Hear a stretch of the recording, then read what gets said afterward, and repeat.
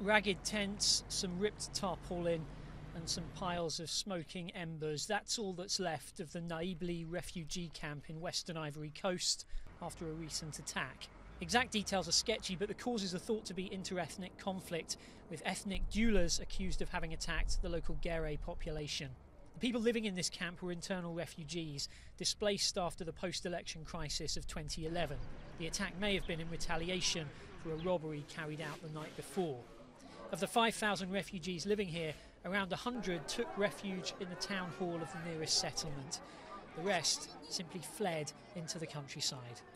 We have nothing to eat. They burned all our goods. We have nowhere to sleep. They tell us we just need to leave here, but we don't know where else to go. They came to the site on Friday at 8 o'clock with machetes and rifles. They said they'd come and kill all the girls, because the girls are thieves.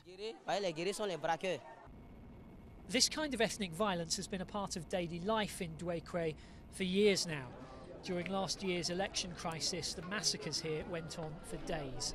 The army and the UN tried to bring security to the town, but relations with the Guerre are complicated by the fact that Ivory Coast's army includes so many Dula ex-rebels. The main objective now is to get as much of the weaponry off the streets as possible. We simply can't run into people carrying guns. We can't allow people to start taking justice into their own hands. Some say the UN, who was managing the camp, should have done more to keep the residents protected. They say there was little they could do.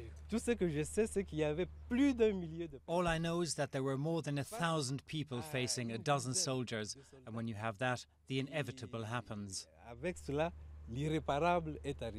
Politicians and humanitarians alike are trying to find and help the missing refugees. That's just the start of the real task, trying to reconcile two damaged and antagonistic communities.